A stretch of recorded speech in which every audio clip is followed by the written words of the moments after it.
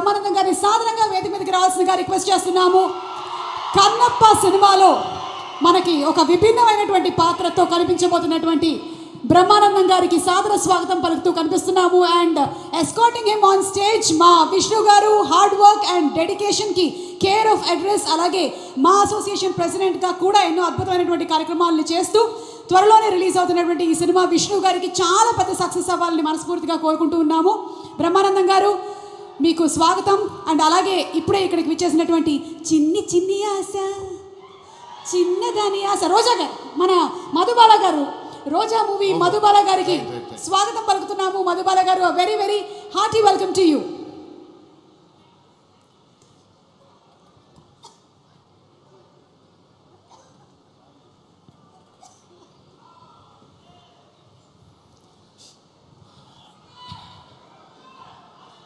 అందరికీ చిన్న పెద్ద తేడా లేకుండా విచ్చేసినటువంటి కన్నప్ప స్వరూపులకి నా హృదయపూర్వకమైన నమస్కారాలు తెలియజేసుకుంటున్నాను.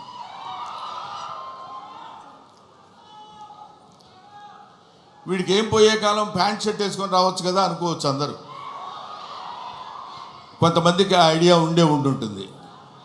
కానీ ఈరోజు ఈ సభ శివతత్వానికి సంబంధించిన సభ, శివుడికి సంబంధించిన సభ, శివ మహత్యానికి సంబంధించిన సభ కాబట్టి ఆయన గురించి మాట్లాడేటప్పుడు ఒళ్ళే కాదు మనం ధరించిన బట్టలు కూడా జాగ్రత్తగా ఉంచుకోవాలేమో అన్న అభిప్రాయంతో వచ్చాను ఇలాగ. తర్వాత ముందుగానే మీ అందరికీ నేను విన్నవించుకునేది ఏంటంటే, నేను మాట్లాడే మాటల్లో ఏమైనా పొరపాట్లు కానీ తప్పొప్పులు కానీ మీకు నచ్చని విషయాలు కానీ ఉంటే, నాకంటే ఆల్మోస్ట్ ఇక్కడ ఉన్న వాళ్ళందరూ వయసులో చిన్నవాళ్ళే అనుకుంటాను, పెద్ద హృదయాలతో మన్నించండి. ఒకటి. నెంబర్ 2, కన్నప్ప ఈ సినిమా మోహన్ బాబు గారు ఎందుకు తీశారబ్బా అని అనుకున్నా ఒకసారి. ఎందుకంటే మోహన్ బాబు గారి గురించి మీ అందరికీ తెలుసు. ఆయన 5 కోట్లతో 10 కోట్లతో సినిమా తీసి దాని మీద 10 కోట్లు 15 కోట్లు సంపాదించుకుని మళ్ళీ పక్కన పెట్టి మళ్ళీ ఇంకో సినిమా తీసి, అలాంటి డబ్బుకి అతి ప్రాధాన్యత ఇస్తూ గౌరవించేటువంటి వ్యక్తి మోహన్ బాబు గారు. నాకు తెలుసు 200 కోట్లు పెట్టి ఈ సినిమా ఈయన ఎందుకు ప్లాన్ చేశాడు అనే ఆలోచన చేస్తే, ఈ ఆలోచన ఆయనది కాదు. ఈ ఆలోచన ఆయనకు వచ్చినటువంటి ఆలోచన కాదు. సకల సృష్టి స్థితి లయకారుడైన ఆ పరమేశ్వరుని ఆలోచన అతనిలో సంక్రమించిందేమో ఒకటి. ఇంకో పాయింట్ ఏంటంటే, ఎప్పుడో నా చిన్నతనంలో ఆయన కన్నడ రాజకుమార్ కాళహస్తి మహోత్సవం సినిమా తీశారు. ఆ తర్వాత కీర్తిశేషులు బాపు గారు, కీర్తిశేషులు కృష్ణరాజు గారితో కన్నప్ప సినిమా తీశారు. అది తీసి ఇంచుమించు 30-35 సంవత్సరాలు అవుతుందేమో నాకు తెలిసి. 30 సంవత్సరాల పైన 50 సంవత్సరాలు. ఆ సినిమా తర్వాత భక్తి తత్వాన్ని ఇప్పుడు ఇక్కడ ఉన్నటువంటి కుర్రకారందట్లో భక్తి సన్నగిల్లిపోయి అరాచకాలు పెరుగుతున్న సమయంలో ఏదో ఒక భారతీయ తత్వాన్ని, భారతీయ శివతత్వాన్ని తెలియపరచాలి ఇప్పుడున్నటువంటి కుర్రకారుకి అనేటువంటి ఆలోచనతోటి శివుడే, సాక్షాత్తు శివుడే, సాక్షాత్తు ఆ పరమేశ్వరుడే, సాక్షాత్తు ఆ కాళహస్తీశ్వరుడే, సాక్షాత్తు ఆ వాయులింగుడే మోహన్ బాబుని ఇలా రారా అని పిలిచాడు. ఎందుకు పిలిచాడంటే, కాళహస్తిలో శివుడు ఉంటాడు, పక్కనే మోదుగుపాలెంలో ఉన్న మోహన్ బాబుని పిలిచి నువ్వు రారా, నువ్వు ఏవేవో సినిమా తీస్తావుంటే నా సినిమా తీయ అన్నాడు. అంతే. అది శివనాజ్ఞను అనుసరించి తీసినటువంటి సినిమా ఈ భక్త కన్నప్ప అని నా నమ్మకం. లేకపోతే ఇంత డబ్బు పెట్టి నేను సినిమా తీసి ఇంత టెన్షన్ పడి ఇన్ని రకాలైనటువంటి విమర్శల్ని ఎదుర్కొంటూ నిలబడి సినిమాని రిలీజ్ చేసి శివతత్వాన్ని యావత్ ప్రపంచానికి తెలియపరచాలనేటువంటి ఆలోచన అతను కలగటం ఆయన చేసుకున్న పూర్వజన్మ సుకృతం. అటువంటి మహనీయుడు ఆయన. మోహన్ బాబు గారి గురించి ఇందాకేదో సుమా అడిగితే సరదాగా జోకులుగా నేను మాట్లాడాను కానండి, చెప్తున్నాను కదా, ఆ మాట్లాడటానికి ఆయన ఇచ్చిన చదువు మాత్రమే కారణం. మోహన్ బాబు ఇందాక ఆయన నడిచి వస్తుంటే సాక్షాత్తు శివుని మీద ఒక శివపాద సేవ చేసినటువంటి శివపాదార్చకుడైనటువంటి ఒక మహదేవ శాస్త్రి వస్తున్న ఆ నడక, టీవీ, ఆ ఆలోచన విధానం, అటువంటి మహానటుడి గురించి మనం చెప్పాల్సిన అవసరం లేదు. ఆ కడుపున పుట్టిన బిడ్డే మనుషుడు విష్ణు. అతన్ని కన్నప్పగా ఎన్నుకుని వీళ్ళందరూ చాలామంది ఏమనుకుంటారంటే, మనం ఈ సినిమాలో యాక్ట్ చేసాం, శరత్ బాబు గారు, మోహన్ లాల్ గారు, లేకపోతే ఇంకొక అక్షయ్ కుమార్ గారు, ముఖేష్ సుషి గారు, వీళ్ళందరూ సినిమాల్లో యాక్ట్ చేశారని అనుకున్నారు. కానీ వీళ్ళందరూ యాక్ట్ చేయబడ్డారు. శివుని యొక్క ఆజ్ఞ చేత వీళ్ళందరూ ఈ సినిమాలో నటించాల్సిన, ఎందుకంటే ఎన్నో సినిమాలు చేసిన వాళ్ళు ఉన్నారు. మోహన్ బాబు గారు కూడా ఎన్నో సినిమాల్లో చేశారు. ఎన్నో సినిమాల్లో చేసి డబ్బు సంపాదించారు. డబ్బు సంపాదన మాత్రమే ప్రాతిపదికగా తీసినటువంటి సినిమా ఇది. అయితే అయ్యుండొచ్చునేమో కానీ కొంతమంది దృష్టిలో ఇది కేవలం పరమేశ్వరుని యొక్క అనుజ్ఞ చేత, పరమేశ్వరుని యొక్క ఆజ్ఞ చేత శిరసావహించి తీసినటువంటి ఈ సినిమా.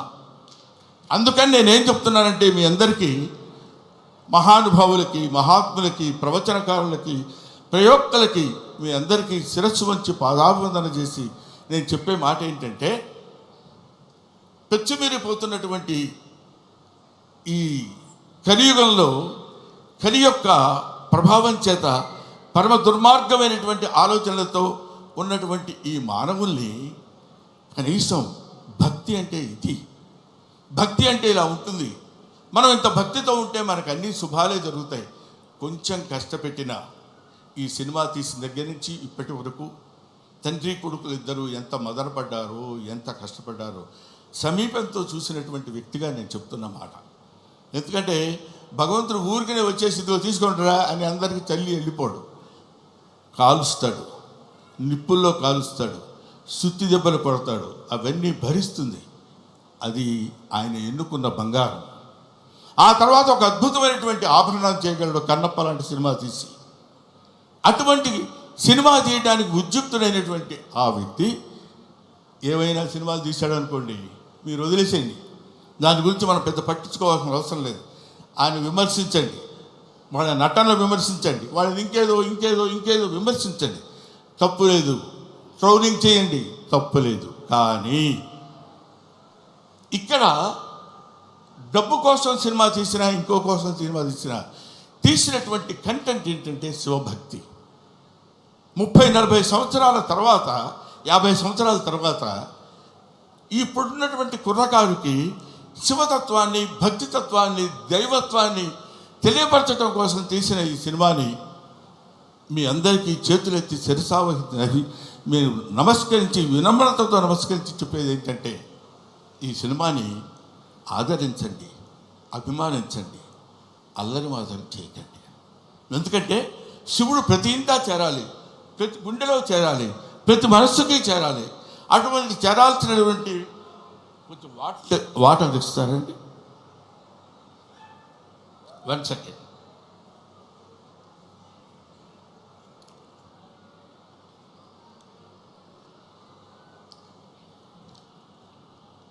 ప్రతివాడి హృదయంలో చేరాలి. ప్రతివాడి హృదయంలో ఉన్నటువంటి అద్భుతమైనటువంటి దీపాన్ని వెలిగించేటువంటి ప్రయత్నం చేశారు. కాబట్టి ఈ సినిమా దిగ్విజయంగా ఉండాలని మనస్ఫూర్తిగా కోరుకుంటున్నాను. పైగా ఈ సినిమా ఎందుకు ఆడాలని నేను కోరుకుంటున్నాను అంటే, ఇది కేవలం మహోన్నతమైనటువంటి భక్తుల గురించి చెప్పేటువంటి సినిమా మాత్రం కాదు. దూర్జటి మహాకవి, శ్రీకాళహస్తిలో ఉన్నటువంటి దూర్జటి మహాకవి ఆయన చెప్పింది ఏంటంటే, రే ఏంటేంటో వేదాలు, పుణ్యాలు, పురస్కారాలు, హోమాలు ఇవన్నీ చేయటం కాదురా. అవన్నీ తెలియని వాళ్ళు కూడా చాలామంది ఉన్నారు. అవన్నీ తెలియని మనుషులు ఉన్నారు. అవన్నీ తెలియని జంతువులు ఉన్నాయి. అవన్నీ తెలియని పురుగులు, పాములు ఉన్నాయి. అవన్నీ తెలియని క్రిమి కీటకాలు కూడా ఉన్నాయి. వీటన్నిటికీ నేను మోక్షాన్ని ఇవ్వగలను. ఏ వేదంబు పఠించ లూత. సాలెపురికి ఏ వేదం చదువుకుంది? భుజగం ఏ శాస్త్రములు చూచాను. పాము ఏ శాస్త్రములు చూచింది? తాను ఏ విద్యాభ్యసనంబునొచ్చే కరి. ఏనుగు వెళ్ళిపోయి ఏ విద్యాభ్యాసనం చేసింది? చెంచు ఏ మంత్రం ఊహించాను. చెంచు ఏ మంత్రం ఊహించాడు? వాడికి ఏం తెలుసు? ఏమీ తెలియదు. బోధావిర్భావ నిదానములు చదువులయ్యా కాదు అని చెప్తున్నాడు. బోధావిర్భావ నిదానములు చదువులయ్యా కావు, నీ పాద సంసేవనాసక్తియే గాక జంతు తతికిన్ శ్రీకాళహస్తీశ్వరా. అది ఆయన చెప్పింది. అటువంటి ఆటవిక మానవుడు యొక్క పాత్రని పోషించేటువంటి మా మంచు విష్ణు ధన్యజీవి, ధన్యజీవి, ధన్యజీవి. ఎందరో మహానుభావులు పోషించేటువంటి పాత్ర. ఇప్పుడు అతని పాత్ర పోషణ ఎలా ఉందో నేను చెప్పడం, ఆర్టిస్టుల పాత్ర పోషణ ఎలా ఉందో నేను చెప్పి ఈ సినిమా మీరు చూడండి, మోహన్ బాబుకు బోల్డెంత డబ్బులు ఇవ్వండి అని చెప్పడానికి మాత్రం నేను ఇక్కడికి రాలేదు. అటువంటి పాత్రలు, అరుదైన పాత్రలు లభించేటువంటి శక్తి కుర్రకారుగా ఉన్నటువంటి ఆ వ్యక్తికి లభించడం ఒక అదృష్టం. పోతే ఈ ఈ ఈ సినిమాలో చాలామంది నటించారు. అందరి నటన గురించి ఒక్కొక్కళ్ళ గురించి నేను చెప్పడం కంటే, భక్తి అంటే మనందరం ఏమనుకుంటామంటే, ఆ స్వామి దగ్గరికి వెళ్ళి శనివారం నాడు స్నానం చేసి, అయ్యో శుక్రవారం అండి వాళ్ళు ముట్టుకోను, గురువారం నాన్ వెజిటేరియన్ తిన్నావా, don't bring the God to kitchen level అన్నాడు వివేకానందుడు. భగవంతుడిని కిచెన్ లెవెల్కి తీసుకొస్తారు ఎందుకండి మీరు? అక్కర్లా, మీరు తినండి.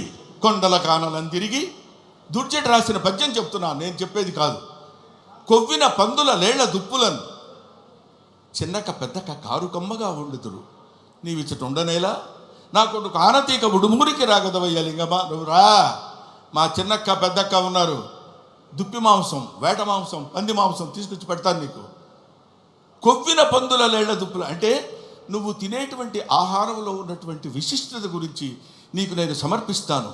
సమర్పణలో ఉన్నటువంటి ఆత్మ సమర్పణలో తనకు కలిగినటువంటి భావాన్ని పాదాల దగ్గర చేసి ఆత్మ నివేదన చేసుకున్నప్పుడు శివుడు అనుగ్రహిస్తాడు. బావా దేవుడే లేడంచు దూషించు దుష్టాత్మడని అన్నాడు కన్నప్ప. అటువంటి వాడిని కూడా మార్చి తన వైపు తిప్పుకొని, ఒరే నన్ను ఆశ్రయించు, నీకెవడో దిక్కులేనప్పుడు నేనున్నాను నీకు. ఎందుకంటే ఇంకా ఆయన గురించి చెప్పాలంటే అద్భుతమైన విషయాలు ఎన్నో చెప్పొచ్చు. అందరూ కాదని కింద పడేస్తే చనిపోయిన శరీరాన్ని నేనున్నాను రా నీకు అని అక్కున చేర్చుకునేటువంటి మహానుభావుడు ఆ పరమేశ్వరుడు శివుడు. ఎప్పుడు వద్దొద్దు అయిపోయాడు తీసి పడేయండి కింద అంటాం మనం, మన ఇంట్లో వాళ్ళనే మనం అంటాం. అటువంటి వాళ్ళని తీసుకో. అందుకనే దాన్ని ఏమంటారంటే అధికుడని అధముడని నరుని దృష్టిలోనే భేదాలు, శివుని దృష్టిలో అంతా సమానులే. కాబట్టి అక్కడ ఇచ్చట అస్పృశ్యత సంచరించుటకు తావే లేదన్నాడు జాషువా. ఇక్కడ అబ్బాయి నేను వీడు ఫలానా క్యాస్ట్ నేను వీడిని ముట్టుకొని అని ఉండదు.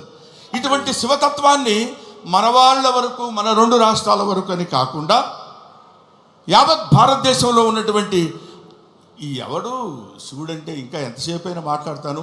కాకపోతే సుమ లక్కీగా ఇక్కడ లేదు. కాబట్టి ఎందుకంటే మీ అమ్మా నాన్న ఎవరంటే ఫలానా అని చెప్తాం, వాళ్ళ అమ్మా నాన్న ఎవరంటే ఫలానా వాళ్ళని చెప్తాం, వాళ్ళ అమ్మా నాన్న అని చెప్తాం. అలా వెళితే అసలు మీ అమ్మా నాన్నలు ఎవరంటే వాగర్ధావివ సంపృక్తవు వాగర్ధ ప్రతిపత్తయే జగతః పితరవు వందే పార్వతీ పరమేశ్వరు. జగత్తుకే తల్లిదండ్రులైనటువంటి వాళ్ళు పార్వతీ పరమేశ్వరుడు. ఆ పార్వతీ పరమేశ్వరుల యొక్క అంశ చేత నానా ఇది క్రిమి సాలెపురుగు, దీనికి మోక్షాన్ని ఇచ్చాడు. అది కీటకం పాము, దానికి మోక్షాన్ని ఇచ్చాడు. అది జంతువు ఏనుగు, దానికి మోక్షాన్ని ఇచ్చాడు. నాగరికత లేనటువంటి మనిషి, అడవి మనిషి, వాడికి మోక్షాన్ని ఇచ్చిందే కాకుండా శ్రీశైల మహాక్షేత్రంలో తన శిరస్సు మీద పెట్టుకున్నాడు. అదిగో కన్నప్ప గుడి అని మనం చూస్తాం. అంతటి ప్రాశస్త్యం కలిగినటువంటి ఈ అద్భుతమైనటువంటి కావ్యాన్ని చిత్రీకరించాలనేటువంటి ఆలోచన మోహన్ బాబు గారికి కలగటం, ఇది అందరికీ పంచాలి, ఈ శివతత్వం అందరికీ తెలియాలి, ఈ భక్తితత్వం అందరికీ తెలియాలంటున్నారు. కాబట్టి మహాత్ములైనటువంటి వాళ్ళకి, మహానుభావులైనటువంటి వాళ్ళకి, జ్ఞానులైనటువంటి వాళ్ళకి, జ్ఞానమే అజ్ఞానం అనుకునేటువంటి వాళ్ళకి, అజ్ఞానమే జ్ఞానం అని కూడా పరిగణించుకునే వాళ్ళందరికీ శిరస్సు వంచి, వయసులో మీ అందరికంటే పెద్దవాడైనా నమస్కరించి మిమ్మల్ని కోరుకునేది ఏంటంటే, శివతత్వాన్ని సంబంధించిన ఈ సినిమాని ఎవరూ అడ్డుకోవద్దు. మీ అందరి సినిమా చూడమని కూడా నేను చెప్పట్లేదు, అడ్డుకోవద్దు. చూసిన తర్వాత ఆహా, ఇందాక ఆ మ్యూజిక్ డైరెక్టర్ ఉన్నాడు, శివుడికి కులం ఏంటండి? శివుడికి కులం ఏంటి? క్రిస్టియన్ ఫ్యామిలీ నుంచి వచ్చినటువంటి వ్యక్తి స్టీఫెన్సన్. మ్యూజిక్ డైరెక్టర్ పేరు ఏంటండి? స్టీఫై. ఆయన శివతత్వాన్ని గురించిన సినిమా గురించి అంత అద్భుతమైనటువంటి భక్తితత్వంలోకి తీసుకెళ్ళటం అనేటువంటి ఆలోచన, ఇవన్నీ they are all picked. Sarath Kumar, లేకపోతే ముఖేష్ ఋషి, ఒక మోహన్ లాల్, వీళ్ళందరినీ, అక్షయ్ కుమార్ లాంటి వాళ్ళని పట్టుకుని వీళ్ళు వీళ్ళు వీళ్ళు ఉండాలని ఆలోచన అతనికి ఎలా కలిగిందంటే, ఇది ఏది మనం చేసింది కాదు, ఈ కన్నప్ప సినిమా అనేటువంటిది ఒక అద్భుతమైనటువంటి, ఒక the greatest adventurous film on the surface of earth. కాబట్టి భూమి మీద ఉన్నటువంటి ప్రతి వాళ్ళు, ముఖ్యంగా కుర్రకారు, భక్తితత్వాన్ని అంటే ఏంటో తెలియనటువంటి వాళ్ళు. ఎందుకంటే నేను ఏదో ఒక విషయంలో మాట్లాడుతూ, భక్తి అంటే ఏంటంటే వీళ్ళు పెద్ద దండాలు పెట్టుకుని పూజలు చేసేసి మంత్రాలు చదివేసి అని, అది తప్పులేదు, అది వాళ్ళ నమ్మకం కావచ్చు. కానీ మనకి జన్మనిచ్చినటువంటి దేవుణ్ణి నిరంతరం, అదే కన్నప్ప సినిమాలో ఒక పాటలు చూశాను నేను, అన్నం ముద్దలో దేవుని చూస్తాడు, సగం నరకబడిన కొయ్యలో దేవుని చూస్తాడు, ప్రతి చోట దైవాన్ని దర్శించుకునేటువంటి స్థితిని కల్పించటమే భక్తి. అటువంటి భక్తితో జీవితాన్ని ప్రసాదించి, పాంచభౌతికమైనటువంటి జీవితాన్ని ప్రసాదించిన ఆ భగవంతుడికి చిరస్థాయిగా కృతజ్ఞతతో ఉండటమే భక్తి. అటువంటి భక్తి రసమైనటువంటి సినిమాని నిర్మించి మనందరికీ పంచుతున్నటువంటి మంచు మోహన్ బాబు గారికి, మంచు విష్ణు గారికి నా హృదయపూర్వకమైన నమస్కారాలు తెలియజేసుకుంటూ, ముఖ్యంగా ఈ సినిమాలో నటించినటువంటి ప్రభాస్ గురించి చెప్పాలి.